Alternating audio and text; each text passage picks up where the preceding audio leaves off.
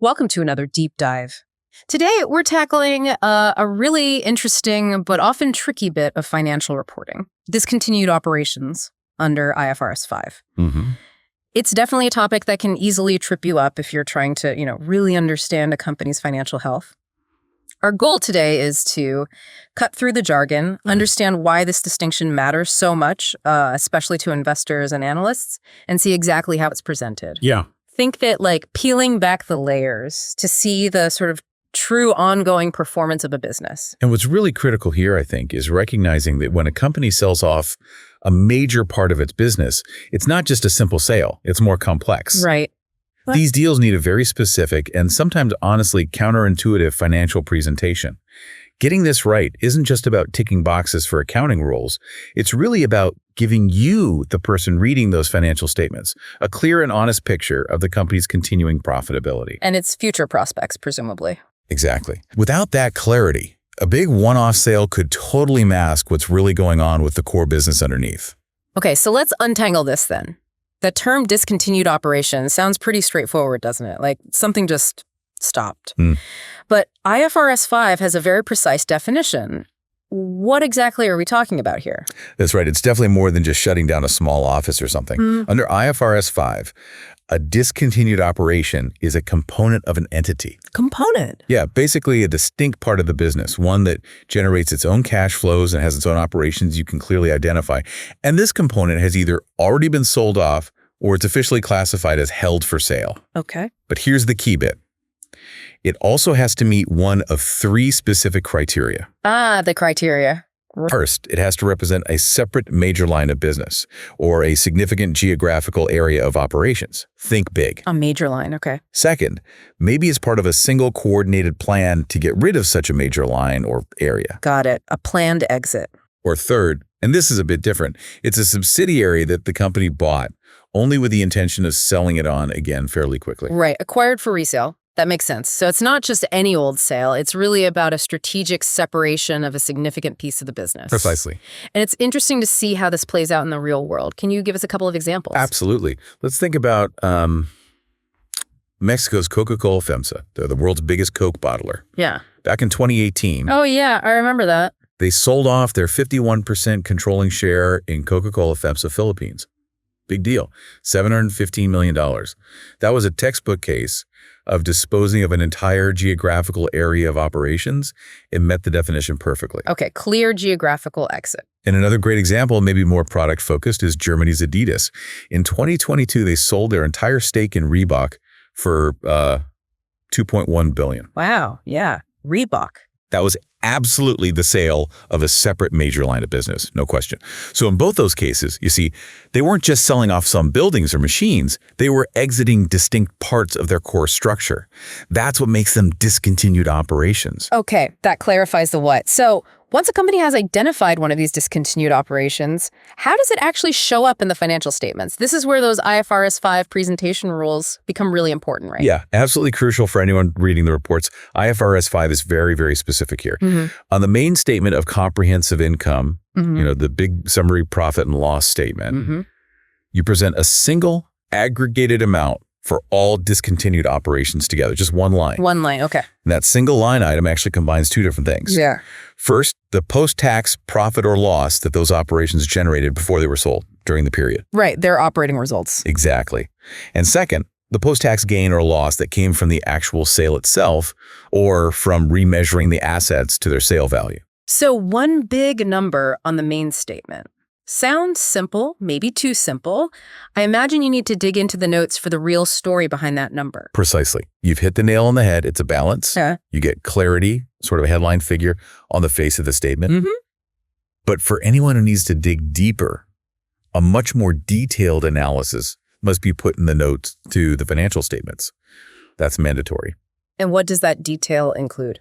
Well, the breakdown gives you the full picture. You'll see the actual revenue, the expenses, and the pre-tax profit or loss from the discontinued operations themselves. Okay. You'll see their specific income tax expense. Right. And then you'll see the detailed gain or loss from the actual disposal, the sale transaction. Right. Along with its own related income tax expense. So it's all laid out there in the notes. So the notes are where the real transparency is, unpacking that summary number. Got it. Now, I know there's sometimes an alternative way to present this, but it's not common. That's right. Very occasionally, you might see companies present separate columns side by side for continuing and discontinued operations, almost like two mini income statements. Oh, interesting. But, as you can probably guess, that's incredibly time-consuming to prepare, and it's really not the standard approach you see in practice or, in exams. Right. Instead, what you normally see in a consolidated profit or loss statement is this. All the usual lines, revenue, cost of sales, operating expenses, everything for the continuing operations, all detailed out. Mm-hmm. Then, just before you get to the final total profit figure, you see that single line, profit loss from discontinued operations. Mm. It clearly flags for you, the reader, that this particular number represents something separate from the company's ongoing core business performance. Okay, this is starting to make a lot more sense, but I think putting it into practice with an example would really help solidify it. Let's take that deep dive into the TUS Group example you mentioned. Okay, good idea. So picture this scenario. We have TUSCO. It wholly owns another company, LUCO. And it also used to own 80% of a third company, NewCo. Okay. Parent, sub, and another sub. Exactly. Now, TUSCO decided to sell off its entire 80% shareholding in NewCo, and the sale happened on July 1st, 20X3. And crucially, this disposal was significant enough. Maybe NewCo was in a different line of business or geography that it qualifies as a discontinued operation under IFRS 5. Got it. For simplicity in this example, we're told NewCo's profits and losses accrued evenly throughout the year. That just makes the maths easier. Right, avoids seasonal issues. Yeah.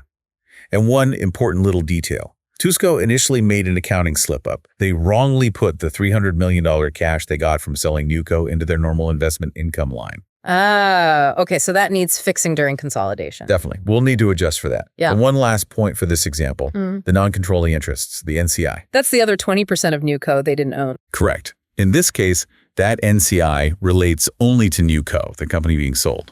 There's no NCI in NeoCo. Okay, so our mission then is to prepare the consolidated statement of profit or loss for the Tusgorn Group, but showing this discontinued operation correctly, following the IFRS 5 rules. Exactly.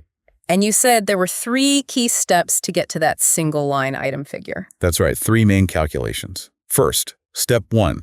We need to figure out the profit from the operations of the discontinued part for the time it was still in the group. Okay, NewCo's results before the sale. Precisely. Since NewCo's results were even and it was sold halfway through the year, July 1st, we take its full year profit of $57.2 million and just calculate the profit for those first 6 months. So half of $57.2 million. Which is $28.6 million. Yeah. That's the operational contribution of NewCo before it was disposed of. Step 1, done. $28.6 million. What's next? Okay, step 2. Now we calculate the profit or loss that arose from the actual disposal itself. This is about the transaction, the sale. Right, the gain or loss on selling it. Exactly. So we start with the cash received, the proceeds. That was $300 million. Mm-hmm.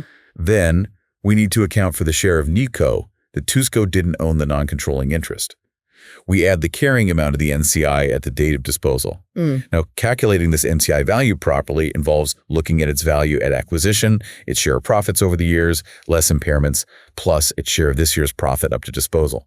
It gets complicated, but for our example, let's say it was calculated as $54.48 million. Okay, so $300 million proceeds plus $54.48 million NCI. Correct. And from that total, we subtract the book value, the carrying amounts of what was actually sold. That includes NewCo's net assets at the disposal date, which were $204.4 million. Right. And the goodwill related to NewCo that was sitting on TUSCO's books, that was $84 million, after accounting for some impairment in a prior year. So subtract the assets and the goodwill. Exactly. So 300 meters plus $54.48 million, 204.4 meters plus 84 meters. You do the math. And the profit on the disposal of the subsidiary comes out as $66.08 million. Okay, $66.08 million profit just from the sale transaction itself. Makes sense. And step 3. Step 3 is simple. We just combine those two figures into the single line item for the main statement. The operating profit from step 1 and the disposal profit from step 2. Exactly. We add the $28.6 million profit from NewCo's operations for the 6 months to the $66.08 million profit from selling it.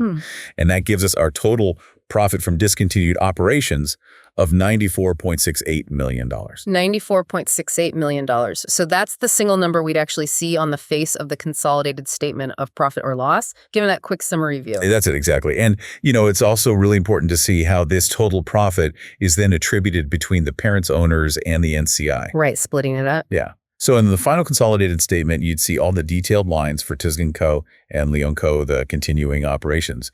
Then you'd add that $94.68 million for profit from discontinued operations. Yeah. Now, how much of that $94.68 million belongs to the owners of the parent company, Tisco?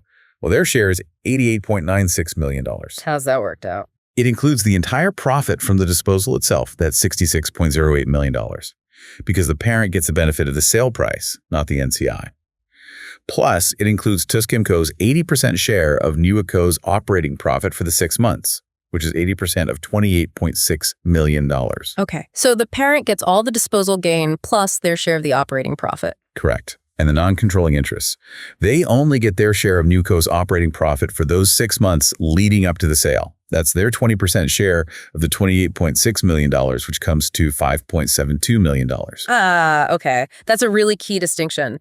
The NCI doesn't typically share in the parent company's gain on selling the subsidiary itself. Exactly. They only share in the subsidiary's own operational results up until it's sold. That's a common point of confusion. So we've really walked through the whole process, defining a discontinued operation under IFRS 5, seeing the specific rules for presenting it, that single line backed up by detailed notes, and then breaking down a pretty realistic example. Now, and it's clear this separation isn't just, some accounting formality. It feels like a genuinely useful tool for understanding performance. It really is. And it brings us to, I think, an important question for you, the listener, whether you're an investor or an analyst or just interested. How does seeing discontinued operations presented separately, like this, fundamentally change your perception of a company's underlying continuing profitability and what it might mean for its future outlook? Yeah, it forces you to look beyond just the historical transaction, doesn't it? To see the core business left behind. Exactly. What does the company really look like going forward without that piece? So what really sticks with you from this deep dive today? Perhaps it's just how crucial that crystal clear financial disclosure is around these big events. Or maybe you're now thinking about other major corporate changes like big restructurings or spin-offs that might need this kind of specific, transparent reporting to avoid misleading people. Definitely food for thought. Yeah, something to mull over until our next deep dive.